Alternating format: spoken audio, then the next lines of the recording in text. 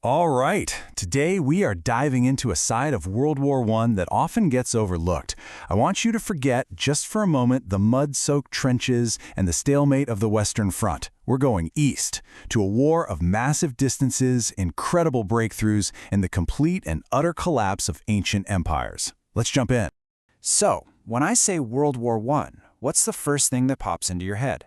For most of us, right, it's that iconic image. Endless lines of trenches, soldiers going over the top into machine gun fire, and a front line that barely budges for years on end. And look, that was absolutely the reality, but that was only half the story. That was the war in the West.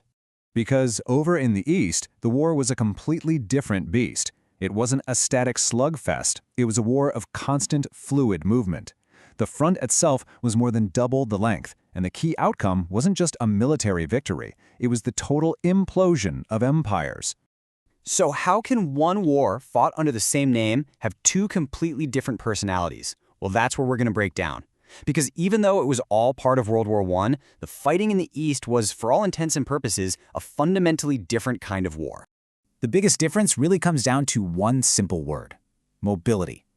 You see, in the West, there were so many troops packed into a small area that they could form an unbroken line of trenches from Switzerland all the way to the English Channel. There were no open flanks to attack.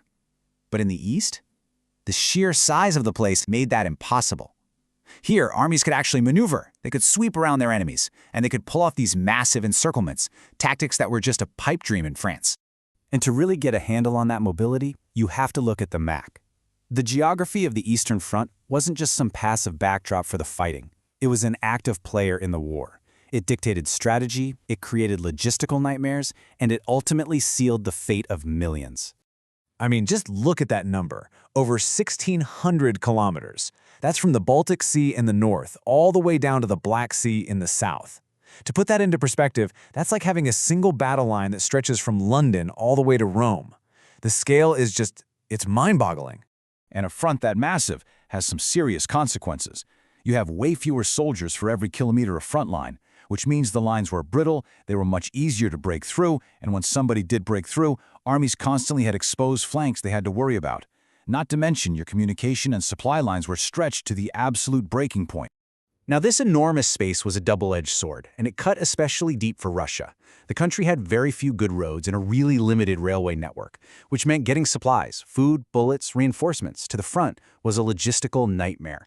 So even when they had a major success, they often couldn't capitalize on it. In the East, logistics really was destiny. And there is no better example of this entire dynamic of breakthrough and breakdown than the Brusilov offensive. It was one of the most successful Allied attacks of the entire war, but it also, ironically, helped sow the seeds of Russia's own destruction. Okay, so in the summer of 1916, this Russian general, Alexei Brusilov, launches this incredible, innovative surprise attack. His forces just shattered the Austro-Hungarian lines. The breakthrough was stunning, a huge success, but then that old problem kicked in. German reinforcements started to arrive, and Russia's own supply lines just couldn't keep up. The whole thing ground to a halt.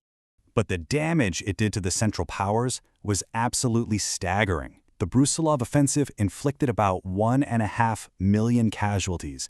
Think about that. Killed, wounded, captured. It was a blow that the Austro-Hungarian army, for one, would never, ever recover from. But here is the tragic paradox of the whole thing. It was a tactical masterpiece, for sure, but for Russia, it was a strategic disaster. Why? Because the Russian army also suffered horrific losses, maybe up to 1 million men, and these were losses it simply could not afford.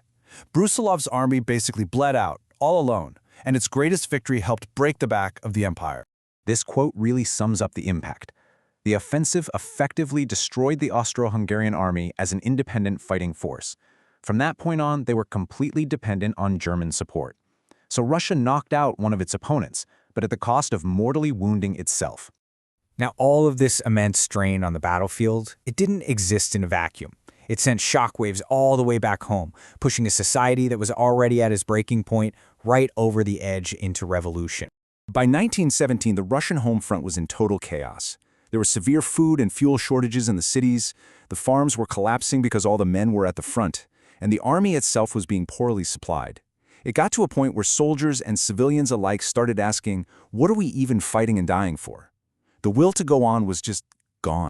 And the final collapse happened fast, in a few key steps. First, in February, massive protests forced the Tsar to abdicate. But then, the new government made a fatal mistake. They decided to keep fighting the war. The army just fell apart after that. Soldiers started deserting in droves. And that's when the Bolsheviks swept in, seizing power with a very simple, very powerful promise: peace, land, and bread. So how did this brutal chapter of the Great War finally end? Well, not with a victory parade or a glorious triumph, but with a humiliating peace treaty that would completely redraw the map of Eastern Europe. To deliver on that promise of peace, the new Bolshevik government signed something called the Treaty of Brest-Litovsk in March of 1918. It was a separate peace with Germany and its allies, and it officially pulled Russia out of World War I. But the price they had to pay was almost unimaginable. The terms were just crippling. Russia gave up huge, valuable chunks of its territory. It lost a third of its population and over half of its entire industrial capacity. It was one of the harshest treaties ever signed, and it shows you just how desperate they were to get out of the war. And here's the final incredible irony. For Germany, this massive victory in the East meant absolutely nothing in the end. It was a hollow victory, because while they were imposing these brutal terms on Russia, their own armies were being broken in the West. Just 8 months later, Germany surrendered and the entire Treaty of Brest-Litovsk was canceled. Which leaves us with one last question to think about. The war between the great empires on the Eastern Front might have ended in 1918, but the collapse of Russia and Austria-Hungary left this giant power vacuum, which sparked years of new, brutal conflicts, like the Russian Civil War. So did the fighting really stop, or did it just transform into something new entirely?